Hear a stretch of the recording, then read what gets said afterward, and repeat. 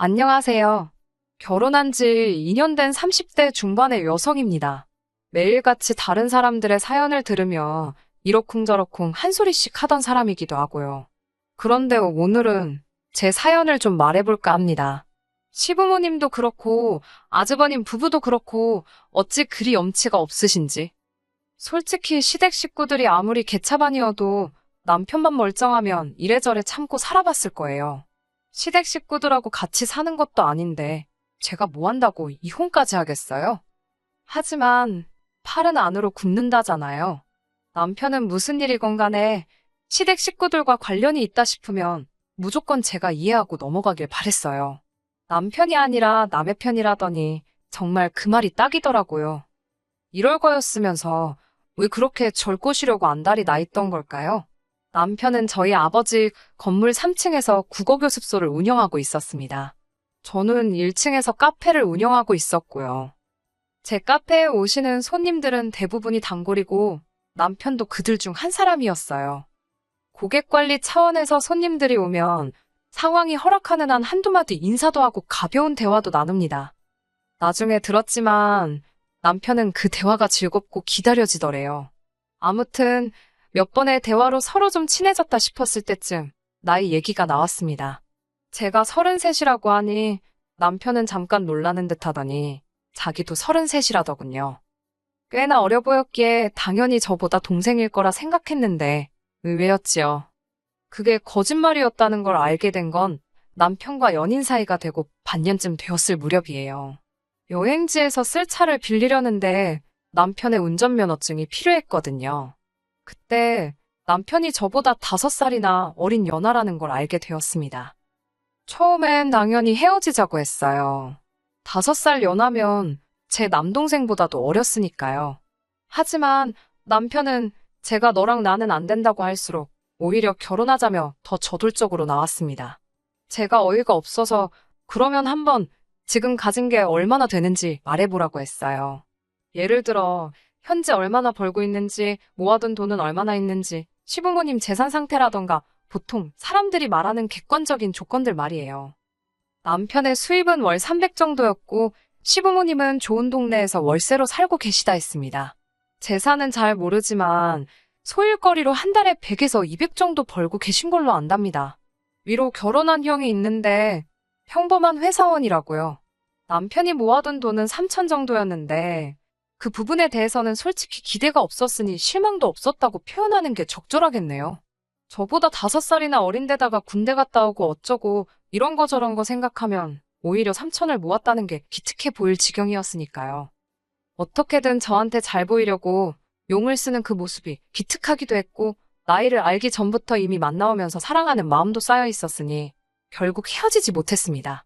오히려 상황을 해결하겠다며 남편이 보여준 추진력과 성실함에 더 확신을 갖게 된 것도 같아요. 돈이야 물론 있으면 좋았겠지만 없다는데 그걸 뭐라고 할 수도 없고 아직 갈 길이 구말리니까 둘이 같이 벌면 된다고 생각했어요. 이런 말 뭐하지만 저도 벌 만큼은 벌고 있었고 친정도 여유가 있었으니까 돈 문제에 있어서는 크게 예민하지 않았네요. 그렇게 저희는 2년의 연애 끝에 부부의 연을 맺게 되었습니다. 저와 남편 둘만의 결혼 생활을 이야기하자면 다른 부부들처럼 가끔 부딪히는 일이 있긴 했어도 무난한 편이었어요. 시댁 식구가 얽히는 경우만 제외한다면요. 더 정확히 말씀드리자면 시댁 식구가 얽혔다는 건 돈 이야기가 나왔을 때를 말하는 거예요. 이제 와서 돌이켜보면 진짜 돈 때문에 궁상맞은 시댁 식구들 때문에 정말 못 같은 일들이 많았는데요.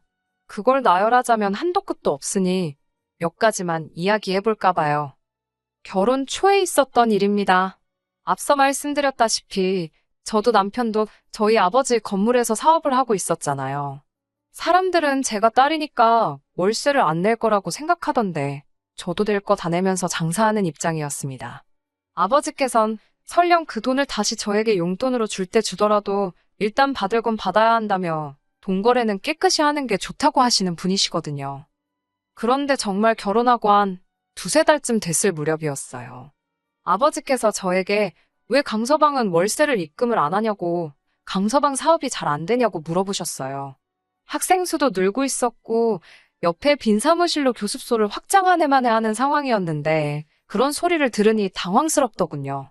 제가 아버지께 그럴 리가 없다고 한번 확인해보겠다 했습니다.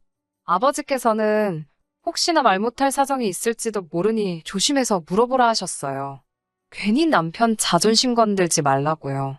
아무래도 딸에 비해 한참 어린 사위라서 그런지 저희 부모님께서는 행여 남편 입장에서 장인 장모가 자기가 어리다고 무시한다고 오해라도 할까봐 걱정을 많이 하셨어요.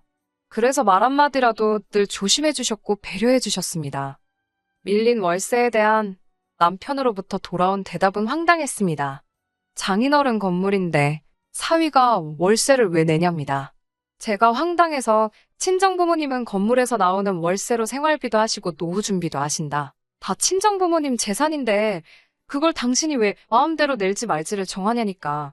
이제 한가족인데 그런 걸 다 따지시냐며 자기는 생각도 못했답니다. 그러더니 월세는 내겠다면서 대신 확장은 못하겠다며 한숨을 푹푹 쉬더라고요.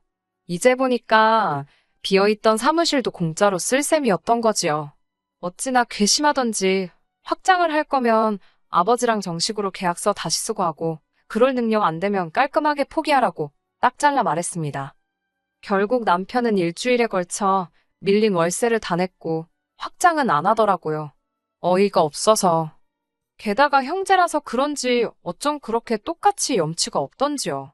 저희가 결혼한 지 1년이 좀 넘었을 때 있었던 일입니다. 저희 친정부모님은 두 분이서 그렇게 자주 여행을 다니세요. 자식도 필요 없고 두 분이서 가시는 게 가장 편하시다면서요. 심지어 저나 동생이 좀 껴달라고 사정을 해도 너넨 너네 친구들이랑 다니라며 싫다 하시는 분들입니다. 그리고 언젠가 그런 저희 부모님을 보고 남편이 너무 부러워하더라고요. 그래서 제가 어머님 아버님 결혼기념일을 맞이해 큰맘 먹고 제주도행 비행기 티켓 타고 호텔을 예약해드렸습니다. 그런데 두 분께서 저희더러 같이 가자고 하시더군요. 노인네 둘이 가서 무슨 재미가 있냐면서요. 좋아하시면서도 걱정하시는 모습을 보니 차마 싫다 소리는 못하겠더라고요. 결국 저희 티켓 타고 호텔도 추가로 사기로 했습니다.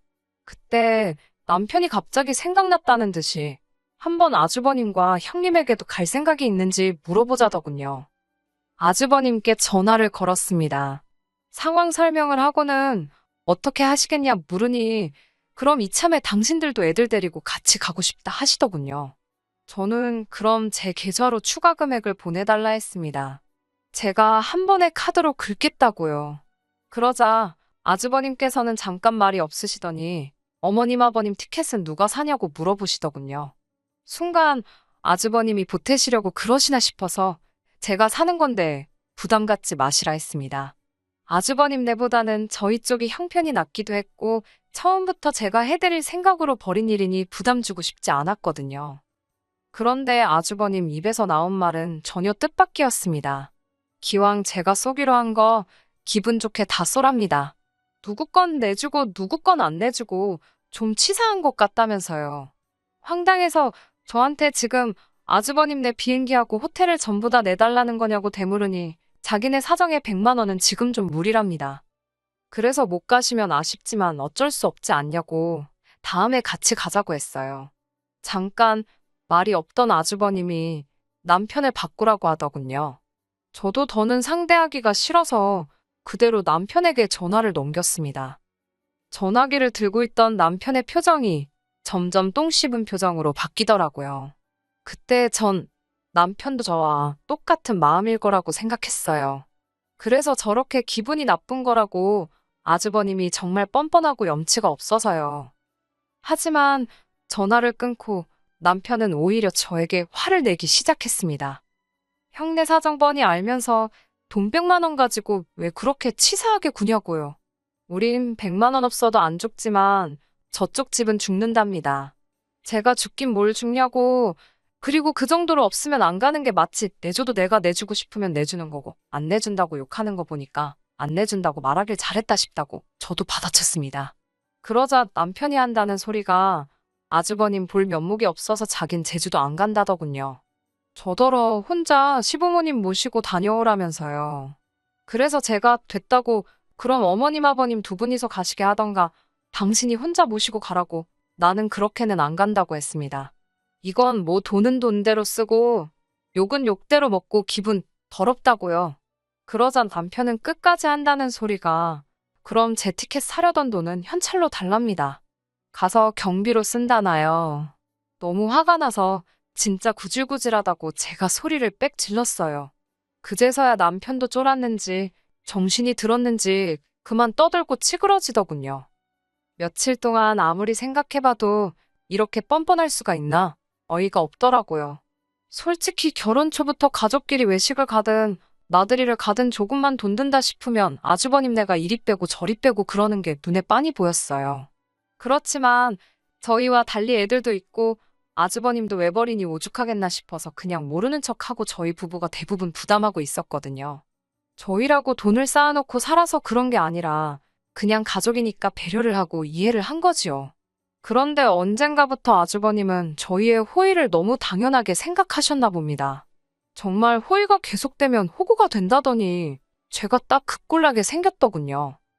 결국 제주도 사건 이후로 아주버님네와 정확히 반반씩 부담하기 시작했습니다. 그나마도 처음엔 제가 내고 계좌로 보내달라 하니까 몇 날 며칠 말로만 보내준다 해놓고 안 보내고 질질 끌길래 요새는 아예 카운터에서 나눠서 긁어달라고 하는 수준에 이르렀지요. 하지만 이런 이유로 이혼을 결심한 건 아닙니다. 정말 결정적인 사건은 따로 있었어요. 얼마 전에 있었던 일입니다. 평범한 주말이었는데 아버님께서 같이 삼겹살이나 구워 먹자며 저희 부부를 오라 하셨습니다. 이전에도 몇 번이고 이런 식으로 자리를 만들어 아주버님네와 화해 아닌 화해를 시키시려는 시도를 하셨기에 이번에도 그런 자리겠거니 생각했어요. 말이 좋아 화해지 저희더러 그만 뻗대고 굽히고 들어가라는 거였는데 당연히 제 입장에선 그럴 이유가 없었기에 늘 서로 감정만 더 상하는 일이 비일비재했습니다. 아버님도 참 포기를 모르신다 생각했지만 이번에도 모르는 척 알겠다고 했습니다. 하지만 이번엔 달랐습니다. 시댁에 도착했을 때 아주버님과 형님은 왔다 간 건지 아니면 안 온 건지 어쨌든 자리엔 없었고 아버님 어머님은 이미 꽤나 취해 계셨어요. 술이 약한 남편이 먼저 피곤하다며 자러 들어갔고 저도 따라 들어가려 했지만 아버님이 당신 말이 안 끝났는데 어딜 가냐며 저를 주저앉히시더라고요. 이후로 2시간 가까이 아버님의 연설을 듣고 있었는데 갑자기 이야기가 이상한 쪽으로 흘러가기 시작했어요. 뜬금없이 아버님께선 저더러 섭섭하다셨어요. 완전 비꼬시는 말투로 너는 친정도 잘 살고 너도 돈 잘 벌고 좋겠다고 그렇게 너만 잘 먹고 잘 살면 좋냐고요.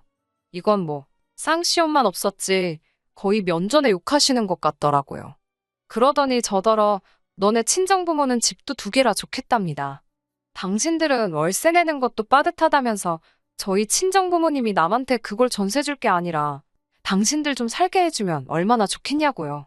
하다못해 월세라도 아끼면 숨통 좀 트일 것 같다면서 사람이 다 같이 잘 먹고 잘 사는 게 좋지 혼자만 잘 살면 그게 무슨 소용이냐입니다.